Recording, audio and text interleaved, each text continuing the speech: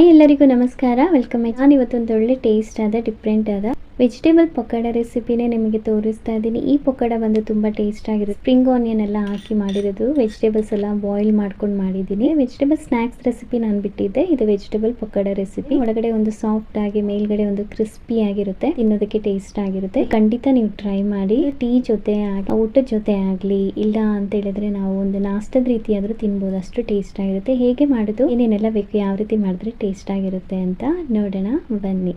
Materials: ಒಂದು ಕಡಾಯಿ ಇಟ್ಕೊಂಡು ಅದರಲ್ಲಿ ನಾನು ನೀರು ಕುದಿಯಕ್ಕೆ ಬಿಟ್ಟಿದ್ದೀನಿ. ನೀರು ಕುದೀತಾ ಇದೆ. 3 ಥರದ ವೆಜಿಟೇಬಲ್ ನಾನು ತೊಗೊಂಡಿದ್ದೀನಿ. ಫಸ್ಟಿಗೆ ನಾನು ಉಪ್ಪು ಹಾಕ್ಕೊಂಡೆ, 1 ಟೇಬಲ್ ಸ್ಪೂನ್ ಅಷ್ಟು.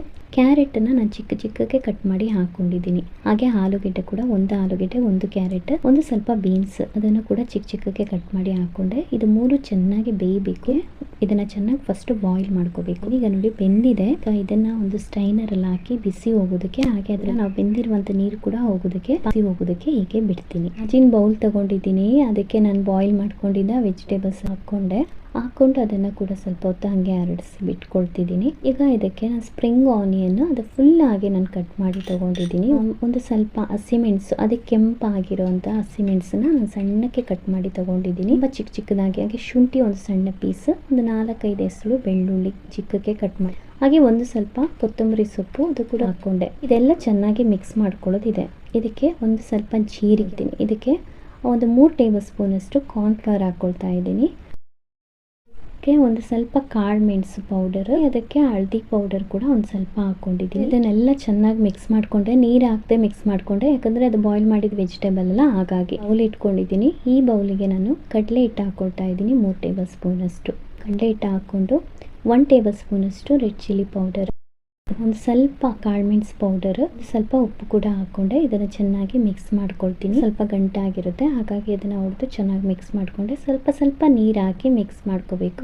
ಒಂದು ರೀತಿ ಹದವಾಗಿರಬೇಕು, ನಮಗೆ ತುಂಬ ನೀರಂಗೆ ಆಗ್ಬಿಡ್ದು. ಹಾಗೆ ತುಂಬಕ್ಕೆ ರೆಡಿ ಮಾಡ್ಕೊಂಡಿದ್ದು ಒಂದು ರೀತಿ ಬಟರ್ ರೆಡಿ ಆಗಿದೆ. ಇಲ್ಲಿ ನೋಡಿ, ಈ ಹದದಲ್ಲಿ ನಾನು ರೆಡಿ ಮಾಡ್ಕೊಂಡಿದ್ದೆ. ಈಗ ಅದೇ ಕಡಾಯಿಗೆ ಬೇಕಾದಷ್ಟು ಎಣ್ಣೆ ಹಾಕ್ಕೊಳ್ತಾ ಇದ್ದೀನಿ. ಈಗ ಬೇಕಾದಷ್ಟು ಎಣ್ಣೆ ಹಾಕ್ಕೊಂಡೆ, ಎಣ್ಣೆ ಕಾಯೋದಕ್ಕೆ ಬಿಡ್ತೀನಿ. ಅದನ್ನು ಒಂದು ಉಂಡೆ ಮಾತ್ರ ನಾನು ನಿಮಗೆ ಅದು ಹೇಗೆ ಡಿಪ್ ಮಾಡಿ ಹಾಕೋದು, ಉಂಡೆ ಹಿಡಿದು ಅಂತ ನಾನು ತೋರಿಸಿದ್ದೀನಿ. ಬಾಕಿ ಎಲ್ಲ ನಾನು ಹಾಗೆ ಹಾಕೊಳ್ತಾ ಇದ್ದೀನಿ. ನೋಡಿ, ಈ ರೀತಿ ಉಂಡೆ ಇಟ್ಕೊಂಡಿದ್ದೀನಿ. ಅದನ್ನ ಇದ್ರೊಳಗಡೆ ಹಾಕಿ ಚೆನ್ನಾಗಿ ಡಿಪ್ ಮಾಡಿ ಒಳ್ಳೆ ಕೋಟ್ ಮಾಡ್ಕೋಬೇಕು. ನಾವು ಚೆನ್ನಾಗಿ ಈ ರೀತಿ ಒಳಗಡೆ ಹಾಕಿ ಈ ರೀತಿ ನೋಡಿ, ಈ ರೀತಿ ಕೋಟ್ ಮಾಡ್ಕೊಂಡು ತಗೊಂಡಿದ್ದೀನಿ. ಇದನ್ನ ಒಂದು ಸ್ಪೂನಲ್ಲಿ ಇಟ್ಟು ಬಿಡ್ತಾ ಇದ್ದೀನಿ. ಇದನ್ನ ನಾನು ಯಾಕೆ ಹಿಂಗೆ ತೋರಿಸ್ತಾ ಇದ್ದೀನಿ ಅಂದ್ರೆ, ನಾವು ಕೈಯಿಂದ ಇದು ಮಾಡಿ ಸ್ಪೂನಲ್ಲಿ ಇಟ್ಟು ಬಿಡುವಾಗ ಕಡಲೆ ಹಿಟ್ಟು ಹರಡಲ್ಲ. ಹೀಗೆ ನಾವು ಕೈಯಿಂದ ಫಾಸ್ಟ್ ಆಗಿ ತೆಗೆದು ಬಿಟ್ಟಾಗ ಕಡಲೆ ಹಿಟ್ಟು ಸ್ವಲ್ಪ ಹರಡುತ್ತೆ. ನೀವು ಆ ರೀತಿನೂ ಮಾಡ್ಕೋಬಹುದು, ಈ ರೀತಿನೂ ಮಾಡ್ಕೋಬಹುದು. ಬೆಂದಿದೆ ಒಂದು ನಾನು ತಗೊಂಡೆ. ಈಗ ಬಾಕಿ ಇರೋದು ಕೂಡ ತಗೊಳ್ತೀನಿ. ಇನ್ನೊಂದ್ಸರಿ ಕೂಡ ನಾನು ಹಾಕಿ ನಾನು ನಿಮಗೆ ತೋರಿಸ್ತಾ ಇದ್ದೀನಿ. ಎಲ್ಲ ಕೂಡ ಫ್ರೈ ಆಯಿತು. ಈಗ ತಗೊಂಡೆ, ಈಗ ಬಂದ್ ಮಾಡ್ಕೊಳ್ತಾ ಇದ್ದೀನಿ.